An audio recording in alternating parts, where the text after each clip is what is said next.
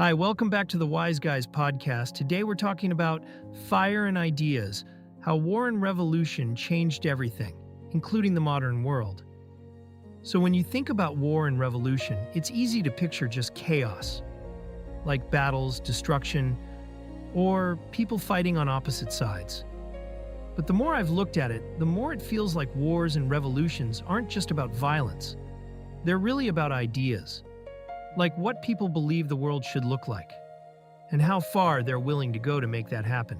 And honestly, a lot of the modern world basically comes out of that tension.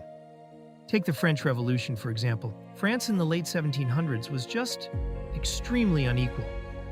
Like most people had basically nothing, while the monarchy and elites lived completely differently.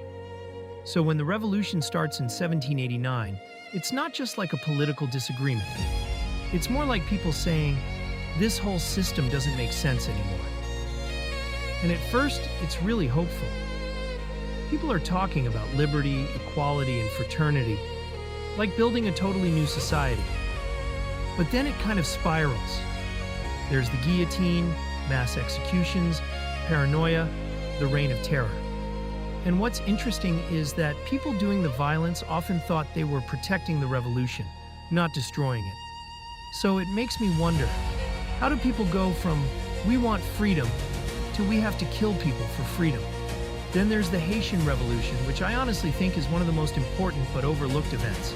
This happens in the 1790s in the French colony of Saint-Domingue, which is basically built on slavery. Enslaved people there actually rise up and manage to defeat a European empire. That alone is wild when you think about it. What's interesting is that they were also hearing about ideas from the French Revolution, like liberty and equality. But those ideas meant something way more urgent to them. It wasn't abstract. It was literally about freedom from slavery. And even after they win independence and create Haiti, a lot of countries refuse to recognize them. So even after a successful revolution, the world kind of pushes back.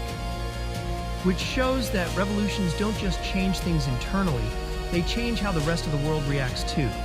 Fast forward a bit to the American Civil War. This one is often taught as North versus South, but at the center of it is really slavery and what kind of country the US was going to be. What stood out to me is that both sides really believed they were right. Like, they weren't just fighting. They were justifying the war in terms of freedom, rights, and survival. And that's something you see over and over again in history.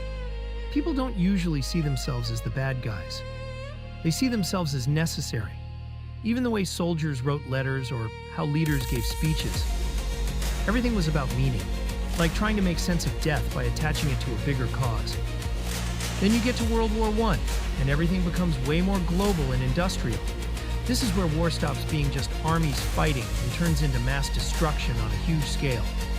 Trenches, machine guns, chemical weapons, things that made survival itself feel random. And what's crazy is how global it actually was. It wasn't just Europe. Colonies from Africa, Asia, and other regions were pulled into the war too because of empire systems. A lot of people at the time thought this would be the war to end all wars, which honestly shows how hard it was for people to understand what was happening while they were inside it. Because instead of ending war, it kind of set the stage for even bigger conflicts later.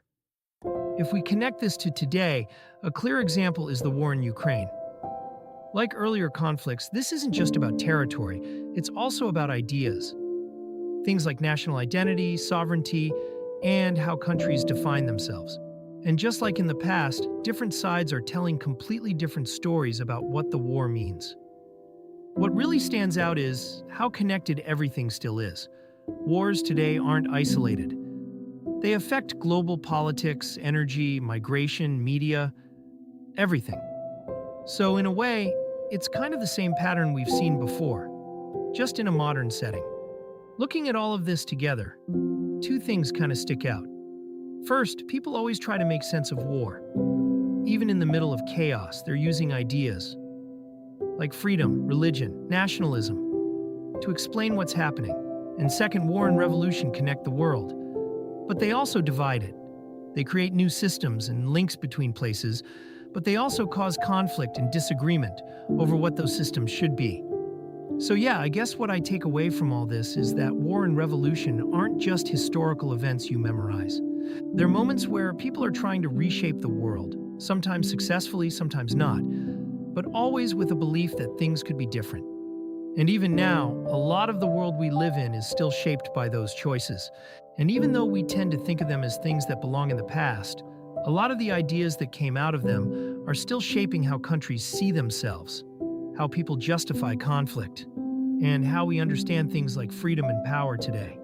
So when we look at the modern world, it's not just something that gradually developed on its own. It was built and rebuilt in moments of chaos, belief, and really hard choices. And I think that's what makes history feel less like a timeline and more like something we're still living inside of. Anyway, that's all I have for today.